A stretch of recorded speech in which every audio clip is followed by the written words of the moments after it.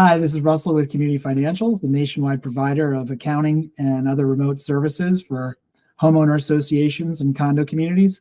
Today, I wanted to talk to you about something that you may have started hearing about, which is the Corporate Transparency Act, beneficial ownership, and FinCEN.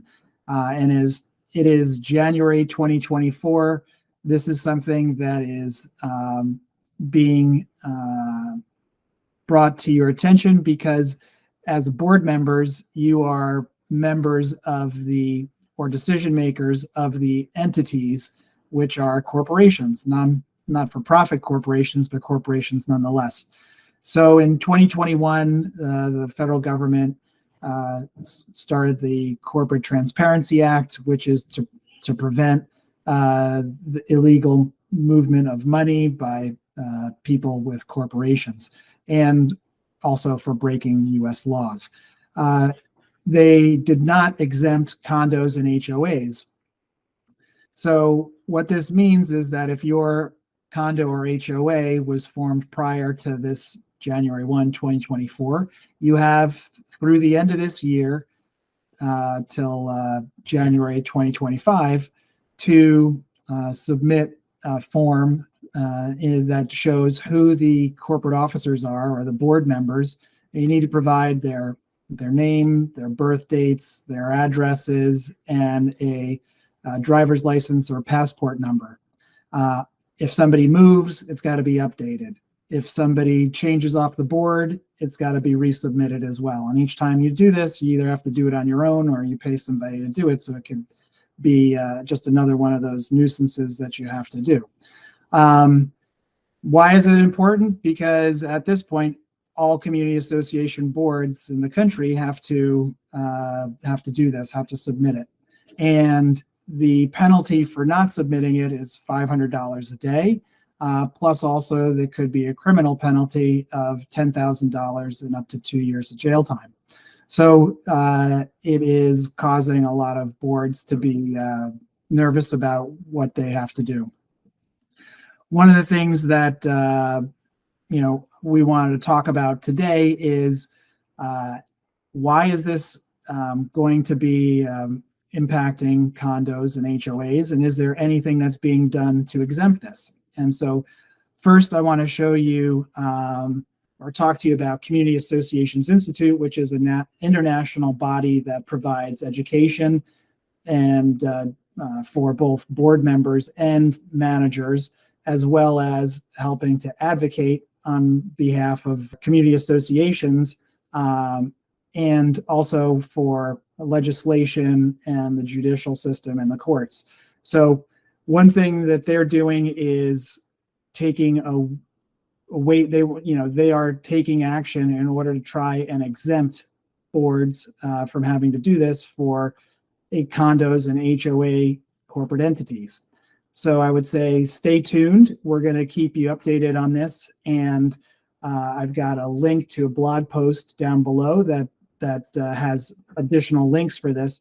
But I'm going to show you right now a link to Community Associations Institute, where they go into more detail about the Corporate Transparency Act.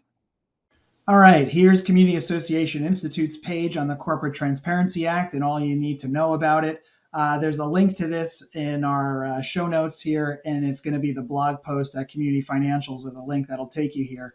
Basically, one reason why this is important is that do you as a board member want to be providing your birth date, your home address, and identification number, whether that's your passport number or driver's license, to the federal government for this? And it is of concern that if right as it stands now, if you do not provide this information by the end of the year for your community board members, you're liable to get a fine of $500 a day, and then also a criminal penalty of up to $10,000 and up to 24 months in jail. So again, CAI has taken the position that this should not be applicable to HOAs and condo communities, and hopefully they'll be able to change that. One thing that we're going to show next is what CAI is doing about it with their advocacy.